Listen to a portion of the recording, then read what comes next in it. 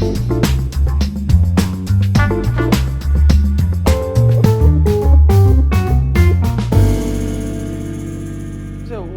aluno que vem para o Largo São Francisco, ele já tem uma formação cultural, uma certa experiência internacional, fala 2, 3 línguas, já viajou boa parte da vida, pelo menos a maioria deles tem uma formação bastante sólida, então isso os torna um pouco mais receptivos, mais fáceis de trabalhar, né? Acho que normalmente eles não são intelectualmente desafiados como eles esperavam ao ingressar no curso de Direito, mas eles têm uma capacidade de aprendizado, de interlocução, bastante superior pelo menos a minha experiência, a minha limitada experiência nas faculdades privadas, né, Brasil afora, quer dizer, a gente teria que buscar a equivalência do estudante da USP com os melhores estudantes da Universidade Federal.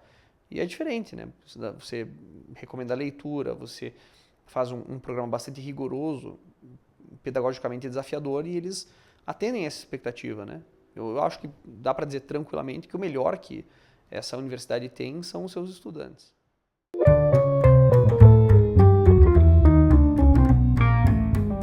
Eu acho que sim. Acho que se não houvesse pelo menos o pensamento de repensar a criminologia em termos de forma e conteúdo, se não houvesse a expectativa de transformar a criminologia no Largo São Francisco, eu nem teria sido aprovado no concurso público, né?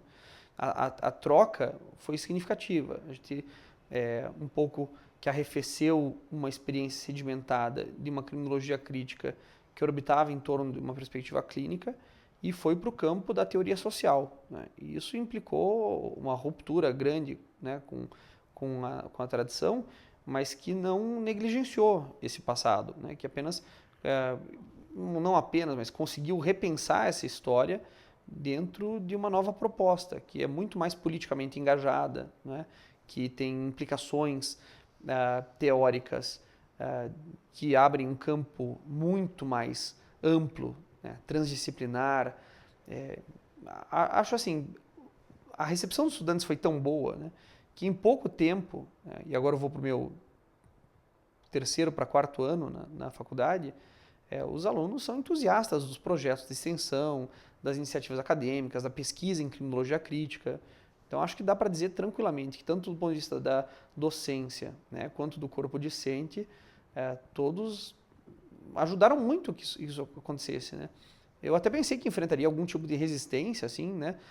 Porque o campo criminológico crítico ele é muito desafiador, né? Ele é um pouco, às vezes, até sempre trata assuntos muito sensíveis e de maneira muito radical. Pelo contrário, né? Da direção ao departamento, passando por todos os meus colegas professores, não só a educação, a gentileza no trato cotidiano, mas o entusiasmo de ver que se está abrindo um novo campo do conhecimento científico aqui no Largo São Francisco.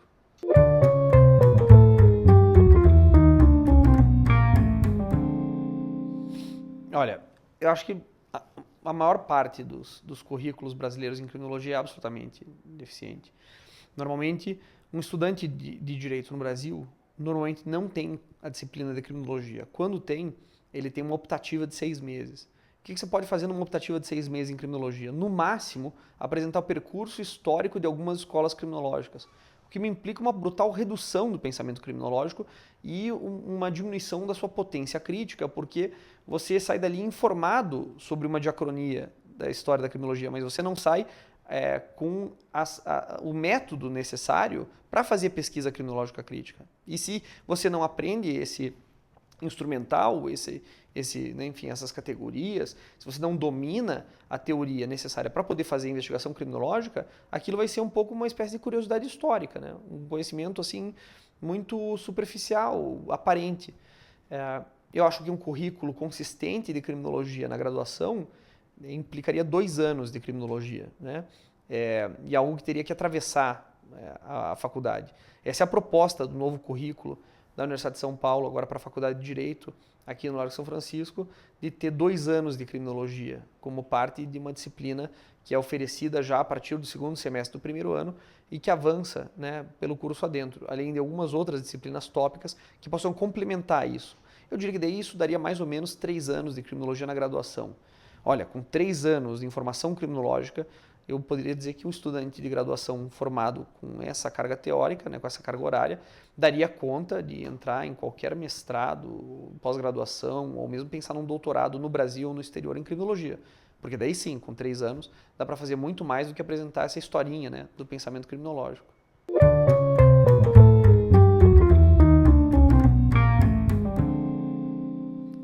Olha, para um estudante de direito hoje, primeiro a gente teria que situar onde ele está aprendendo direito, né?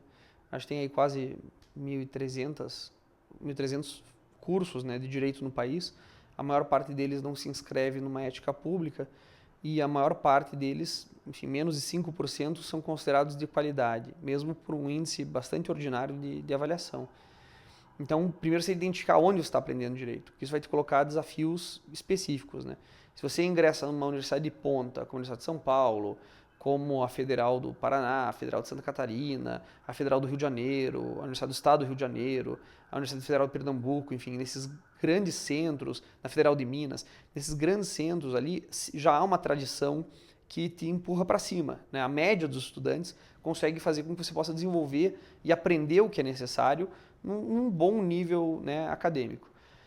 Quando você está em outros espaços, isso significa que reconhecendo que você está nesse espaço que não é privilegiado, né, não está inscrito na ética pública ou é periférico, etc., você vai ter que se dar conta, você vai ter que investir muito mais, né? Você vai ter que fazer um esforço individual muito maior para poder chegar no mesmo nível. Isso vai implicar uma doação pessoal, um esforço muito maior do que um estudante que está inscrito nessas tradições que normalmente levam o sujeito para cima. Então, primeiro você identificar onde eu estou aprendendo e quais recursos que eu tenho para poder aprender direito penal. Esse seria o primeiro conselho, né? Se situar isso. O segundo seria como fazer essa formação, né? Escapar da manualística, escapar dos resumos, das simplificações, dos livros com pouca densidade, né? Se filiar às grandes tradições teóricas, a Juarez Tavares, a Juarez Cirino, a Nilo Batista, Eugênio Raul Zaffaroni, Juan Bustos Ramírez, e fora do Brasil, a Klaus Roxin, a Hans-Heinrich Heschek, enfim, todos os grandes tratadistas, teóricos do direito penal no Brasil, na América Latina ou fora dela, e não se confortar com essa literatura pasteurizada, homogênea, pouco densa, que não oferece, na verdade, nenhum desafio intelectual, que vira só uma forma, né, rápida de decorar ou de aprender o epidérmico ali para poder dar conta das provas, né? A não ser que, claro, você não tem nenhum compromisso com o direito penal, mas se for para levar isso a sério, existe um roteiro bem delimitado disso e não é a literatura que mais vende no país, né? Certamente não passa por isso. Um terceiro conselho para quem entra seria também pensar os problemas práticos do país de uma maneira não idealizada, né? Não pensar o direito penal apenas como um conjunto de conceitos que racionalizam a violência punitiva, mas ter no horizonte que a gente tem a 4ª maior população penitenciária do mundo, que o nosso sistema é brutalmente injusto, seletivo, que as penitenciárias são, enfim, as cadeias públicas são o maior crime contra a humanidade praticado no país, que o judiciário, o Ministério Público, os advogados, em geral, apresentam na prática forense, no cotidiano forense, um baixíssimo nível técnico, né, e tentar desafiar essa ordem de pouca teoria, de vulgarização do pensamento jurídico, com uma forma qualificada de intervenção, quer dizer, uma elevação do padrão técnico na atuação concreta, o que implicaria, portanto, pensar que você tem que articular o conhecimento que você tem aqui como prática concreta, apesar da teoria da prática ser tão ruim como é hoje. Então, esse seria um terceiro conselho, né? Se dar conta de que o conhecimento elaborado que se aprende tem que ter uma destinação útil social e que não pode ficar preso ao diletantismo estéril, né, do amor às categorias como tal. E talvez o quarto e último conselho assim, seria participar da política acadêmica, da vida acadêmica, né? E se não tem vida acadêmica e política, construí-la no espaço universitário em que se está. Porque sem vida política, sem compromisso com a transformação no movimento estudantil, é muito difícil fazer essa passagem entre a lógica do direito penal, da criminologia, para a política criminal, né? Para a intervenção concreta que possa diminuir o sofrimento alheio. Seriam basicamente essas recomendações e dizer que, olha, tudo que uma faculdade pode produzir, ou melhor que uma faculdade de direito pode produzir, é um profissional técnico e ético, né? Eu acho que a técnica vem pelo esforço, pela dedicação, pelo estudo, pelo envolvimento em todas as atividades de extensão e pesquisa que você puder durante o curso. E a ética tem que vir da mobilização, enfim, estudantil, do compromisso com as pessoas que precisam, né, do campo político para transformar a realidade e, portanto, se envolver profundamente nessas lutas para poder perceber o horizonte ético do próprio pensar.